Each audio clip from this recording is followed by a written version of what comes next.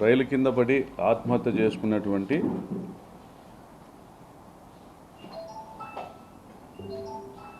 తిమ్మిరెడ్డి మహేశ్వర్ రెడ్డి మా స్వగ్రామానికి సంబంధించిన వాడు, తొబ్బతుర్తి గ్రామానికి సంబంధించిన వాడు, మాకు దూరపు బంధువు. వాళ్ళ నాయన గత 25 సంవత్సరాలుగా 30 సంవత్సరాలుగా కూడా మా చిన్నాయనకు ముఖ్యంగా మా చందు అన్నకు కూడా ముఖ్య అనుచరుడిగా ఉన్నాడు. ఆ మహేష్ రెడ్డి వాళ్ళ నాయనకు పెళ్లి చేసింది కూడా మా నాయనే. మా గ్రామంలోని యువత చెడు మార్గంలో ప్రయాణం చేయకూడదనేటువంటి ఒక విధానంతో ఈ పిల్లోడు చిన్న వయసులో నేరమేది చట్టమేది తెలియని వయసులో తప్పులు చేస్తా పోతా ఉన్నాడని అనేక మార్లు మా అన్న కన్విన్స్ చేసే ప్రయత్నం చేసినాడు. 2024 ఫిబ్రవరిలో కూడా నా దగ్గరికి వస్తే ఆ పిల్లోడు మహేష్ రెడ్డి వాళ్ళ నాయన మల్లిరెడ్డి ఇద్దరు నా దగ్గరికి వస్తే ఆర్థిక ఇబ్బందుల్లో ఉన్నామంటే మన పామిడి వీరాంజనేయులు గారికి ఫోన్ చేసి ఎల్టీ లోను అడిగాము. 20 లక్షల వరకు ఎల్టీ లోన్ పెట్టొచ్చన్నా అని అంటే ఎన్ఆర్కే మోహన్ గారి దగ్గరికి లీగల్ అడ్వైజర్ దగ్గరికి కూడా వీళ్ళని పంపడం జరిగింది, మా సొసైటీ సెక్రటరీతో పాటు. అంతకుముందు అత్యవసర పరిస్థితుల్లో అడిగితే మా నాయన కూడా డబ్బులు ఇచ్చినాడు, మా అన్న కూడా డబ్బులు ఇచ్చినాడు, దానికి ఫోన్పే స్లిప్స్ కూడా ఉన్నాయి. పిల్లోడైతే మావాడే, మా స్వగ్రామము. అయితే తప్పుడు అలవాట్లలో తప్పుడు స్నేహాలతో తప్పుడు మార్గాల్లో ప్రయాణం చేస్తున్నాడని తెలిసి వాళ్ళ నాయనను అనేక మార్లు హెచ్చరించడం జరిగింది. వాడు నా మాట వినడం లేదు మామ, మా కంట్రోల్లో లేడు మామ అని వాళ్ళ నాయన అనేక మార్లు చెప్పడం జరిగింది. ఈ మధ్య కూడా ఎలక్షన్ల తర్వాత కూడా ఒక 2 నెలల కింద ఇట్లా నా మీద ఇట్లా కేసు పెట్టినారు మామ అని ఆ పిల్లోడు మా అన్నకు ఫోన్ చేసినట్టు తొబ్బతుర్తి చంద్రశేఖర్ రెడ్డికి అనంతపురం 1 టౌన్లో కేసు పెట్టినారు, పలానా వాళ్ళు అని కూడా చెప్పడం కూడా జరిగింది. చాలా పర్సనల్ ప్రాబ్లమ్స్ ఉన్నాయి ఆ పిల్లోనికి చాలా పర్సనల్ ప్రాబ్లమ్స్ ఉన్నాయి, లవ్ ఫెయిల్యూర్ ఇష్యూస్ ఉన్నాయి. తను గుంటూరుకు సంబంధించిన ఒక అమ్మాయిని పెళ్లి చేసుకున్నాడు. ఆ అమ్మాయితో విడాకులు తీసుకున్నట్లుగా కూడా తెలుస్తూ ఉంది అన్అఫిషియల్గా. మళ్ళీ ఇంకా కొన్ని పర్సనల్ ఇష్యూస్ కూడా ఉన్నాయి. దాంట్లో కూడా ఆ పర్సనల్ ఇష్యూస్లో కూడా మా అన్నతో సాయం అడగడం కూడా జరిగింది పిల్లోడు. మేమందరం కూడా బాధపడతా ఉన్నాం, వాడు చనిపోయినాడు, ఇట్లా చేసుకున్నాడు, తొందరపాటు నిర్ణయం తీసుకున్నాడు. పాల్చర్లకు సంబంధించి బంగారు మురళి అనే పిల్లోడు మొన్న రాత్రి వీడిని మహేష్ని సోమలతోటి నుంచి నాగిరెడ్డి పోయే దారిలో రైల్వే ట్రాక్ దగ్గర వదిలిపెట్టినాడు. ఇక్కడ మా ఫ్రెండ్స్ వస్తున్నారు, డిన్నర్ ఉంది అని చెప్పి అక్కడ డ్రాప్ చేయించుకున్నాడు. మళ్ళీ ఒక 2-3 గంటల తర్వాత వచ్చి నన్ను పికప్ చేసుకో అని చెప్పిపోయినాడు. దాని తర్వాత అక్కడి నుంచి ఆ మురళీకిను వాడి ఫ్రెండ్స్కి వాట్సాప్లో చాటింగ్ చేసినాడు, ఫేస్బుక్లో చాటింగ్ చేసినాడు. నేను సూసైడ్ చేసుకుంటున్నాను కూడా వాళ్ళకి తెలియజెప్పడం కూడా జరిగింది. ఏదో తాగి మాట్లాడుతూ ఉంటాను లేని పట్టించుకోలేదు, కానీ పొద్దున్నొచ్చి చూసేటప్పటికి జరిగిన అనర్థం అంతా కూడా వాళ్ళు చూడడం జరిగింది.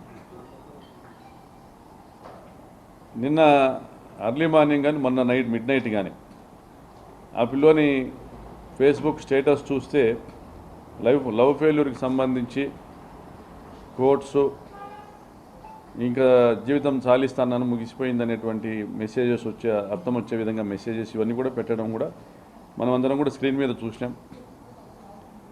అదేవిధంగా పరిటాల శ్రీరామ్ దగ్గరికి వెళ్తూ వస్తూ ఉండేవాడు, పరిటాల శ్రీరామ్ని కలిసేవాడు. పరిటాల శ్రీరామ్ దగ్గరికి పోయినా పరిటాల శ్రీరామ్ ఆర్థిక సాయం చేస్తామని కూడా అనేకసార్లు హామీ ఇచ్చినాడు. ఈ పిల్లోడు కొంత హైఫై లివింగ్కి అలవాటు పడినాడు, అప్పులు ఎక్కువ చేసినాడు. అంతకుముందు ఒక 4-5 ఏళ్ల కింద కర్నూలు దగ్గర యాక్సిడెంట్ అయితే కూడా దాదాపు 20 లక్షలు ఖర్చు పెట్టాల్సి వచ్చింది వాడిని బయట వేసుకునేదానికి వాళ్ళ నాయనకి. తలకు మించిన భారం అయితే అనేది పరిటాల శ్రీరామ్ ఆర్థిక సాయం చేస్తానని వీడి లవ్ ఇష్యూస్ సాల్వ్ చేస్తానని ఏదో మాట ఇచ్చింటే పోయినాడు అనేసి చెప్పుకున్నాడు. అప్పుడు పరిటాల శ్రీరామ్ దగ్గర పోతా వస్తున్నప్పుడు కూడా మా మీద ఫేస్బుక్లో పోస్టులు పెట్టినాడు, కొద్దిగా వ్యతిరేకంగా పెట్టినట్లుగా. తర్వాత కూడా మా దగ్గర కలిసినాడు, మళ్ళీ మా దగ్గర సాయం పొందినాడు, మాతో మాట్లాడినాడు. మేము పట్టించుకోలే. పిల్లోని ఎత్తుకొని బుజ్జగించాలనుకుంటాం, ఉచ్చబోస్తాడు ఒంటి మీద, మన పిల్లోడు కాకుండా పోతాడా అనుకున్నాం. మా చిన్నాయనకు కూడా మా అన్నోళ్ళు చెప్పినారు, వీడు చేయి దాటిపోయినాడనే విషయము మా చిన్నాయనతో కూడా వాళ్ళ నాయన మల్లెడ్డి చెప్పడం కూడా జరిగింది. కానీ చిన్నపిల్లల్ని వాళ్ళకు ఊహ తెలియని వయసులో వాళ్ళని రెచ్చగొట్టే మాటలతో వాళ్ళకు ఉన్నటువంటి దుడుకు స్వభావాన్ని ఆసరా చేసుకుని వాళ్ళతో నేరాలు చేయించాలనేటువంటి ఆలోచన మాత్రం అది పరిటాల శ్రీరామ్ది కరెక్ట్ కాదు. మమ్మల్ని పరిటాల శ్రీరామ్ వాడుకుంటా అన్నాడు, మాకేం సాయం చేయడంలే అని వీడు నిరుత్సాహపడినాడు. లవ్ ఫెయిల్యూర్ విషయము నిరుత్సాహపడినాడు, ఎవరు ఆర్థిక సాయం చేయడంలే. ఈ మధ్యనే వాళ్ళ నాయన దోసకాయ అమ్మిన డబ్బులు వచ్చినాయి, 11 లక్షలు 12 లక్షలు. వాళ్ళ నాయన్ని కూడా అడిగినాడు, అంతా వారం కిందనే, 4-5 రోజుల కిందనే అడిగినాడు, ఒక 5 లక్షలు నేను అప్పులు కట్టుకుంటానని. వాళ్ళ ఆయన కూడా ఈయన పోరాడినాడు. నన్ను మర్చిపోని వాళ్ళ ఆయనతో కూడా కొట్లాడి ఇంటి నుంచి పోయినాడు. రైల్వే ట్రాక్ మీద ట్రైన్ వచ్చే టైంకి రైలుకి అడ్డంగా పోయి నిలబడినాడు. హెడ్-ఆన్ కొలిషన్ అయింది, బాడీ ఎగిరి పక్కన పడింది, 2 ట్రాక్ల మీద మధ్యలో పడింది, చనిపోయినాడు. ఇది జరిగింది. దీనికి సంబంధించిన టెక్నికాలిటీస్ మేము రిక్వెస్ట్ చేసేది ఏమంటే, ఈ ప్రెస్ మీట్ ద్వారా జిఆర్పి పోలీస్ని మరియు రాష్ట్ర డీజీపీ గారిని, ఎస్పీ గారిని అందరినీ రిక్వెస్ట్ చేసేది ఏంటంటే, ఈ పిల్లోని మొబైల్ని సీజ్ చేసినారు, ఎగ్జామిన్ చేయండి. Incoming calls, out going calls, ఆ పర్టికులర్ సెల్ టవర్ కిందికి పోయినప్పుడు ఎవరెవరు కాల్స్ చేసినారు, ఇదని ఎవరెవరికి మెసేజ్లు పెట్టినాడు, ఎవరెవరితో చాట్ చేసినాడు, ఏమి ఎఫ్బి ఫేస్బుక్ పోస్టులు ఏం పెట్టినాడు, స్టేటస్ ఏం పెట్టినాడు, ఇవన్నీ కూడా ఎగ్జామినేషన్ చేయమని కోరుతా ఉన్నాం. చివరిగా నేను సూసైడ్ చేసుకుంటున్నా, నేను చనిపోతానని అనేసి వాట్సాప్లో చాట్ చేసినట్లు, ఫేస్బుక్లో చాట్ చేసినట్లు కూడా చెప్తా ఉన్నారు మిత్రులు. ఎవరైతే డ్రాప్ చేసినాడో ఆ అబ్బాయి కూడా, బంగారు మురళిని కూడా విచారించండి. ఆ అబ్బాయి ఫోన్ కూడా మీరు హ్యాండ్ ఓవర్ చేసుకొని చెక్ చేయండి. ఒకవేళ మెసేజ్ డిలీట్ చేసినా కూడా దాన్ని డిపార్ట్మెంట్ అనుకుంటే అవన్నీ కూడా రికవర్ చేయగలుగుతారు. అదేవిధంగా ఒక ట్రైన్ యాక్సిడెంట్ జరిగినా, ఎవరైనా ఏదైనా సూసైడ్ కేసు జరిగినా ఫస్ట్ స్టేట్మెంట్ ఇవ్వాల్సింది ట్రైన్ డ్రైవరు, నెక్స్ట్ స్టేషన్లో రిపోర్ట్ ఇవ్వాలా.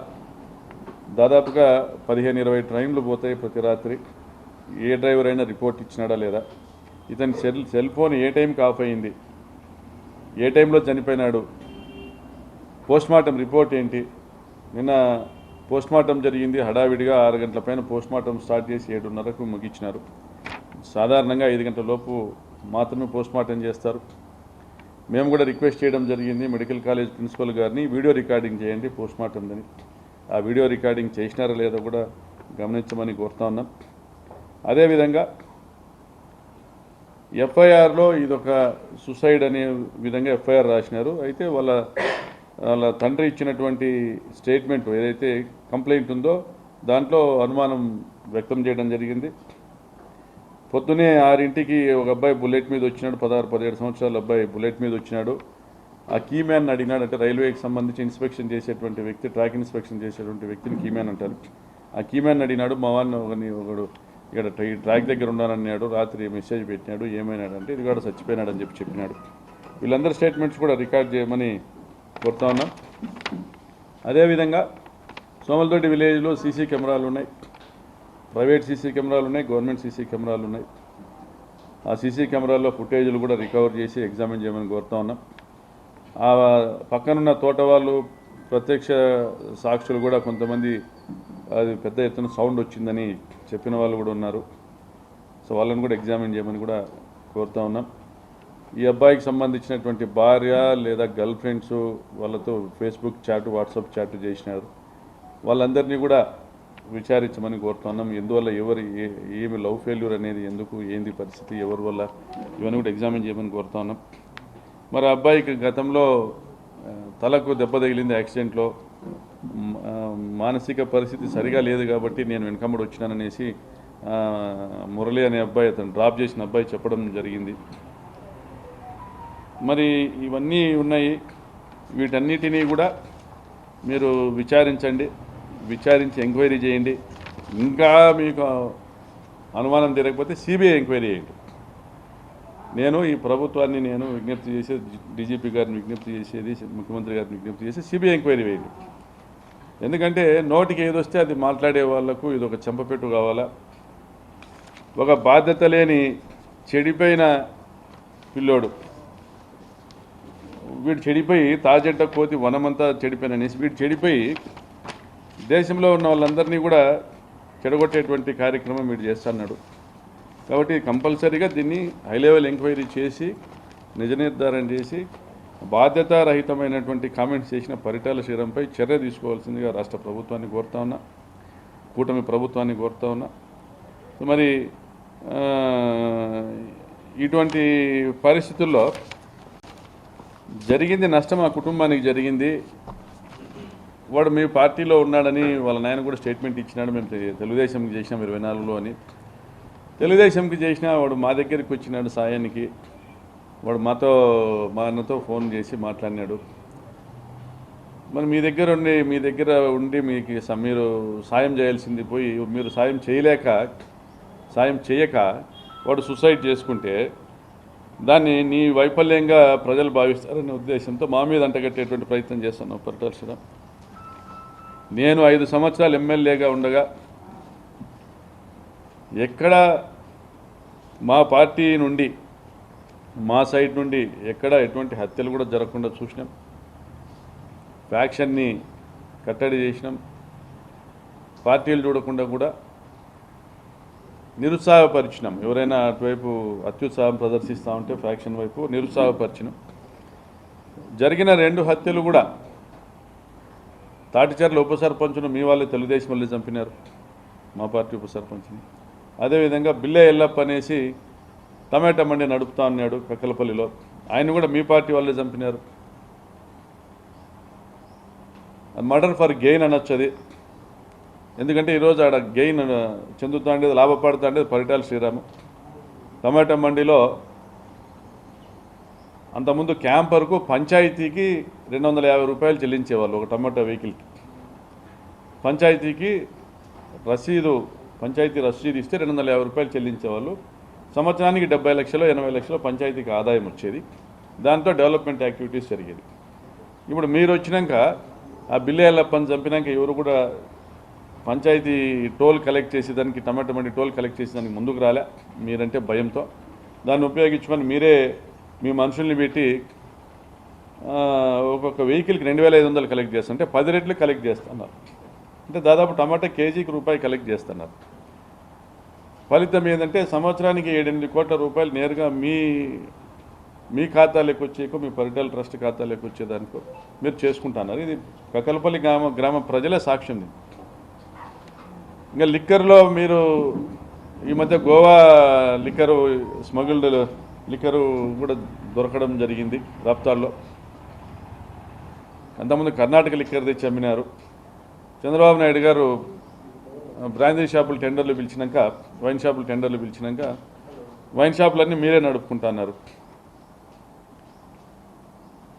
ఎకరాకు 10 లక్షల నుంచి 20 లక్షలు డిమాండ్ చేస్తున్నారు రియల్ ఎస్టేట్ వాళ్ళతో. నియోజకవర్గంలో ఏడ ఇసుకుండా అమ్ముకుంటున్నారు. లారీకి 3000 మీకు కట్టాలా, గరుసుకు లారీకి 3000 మీకు కట్టాలా.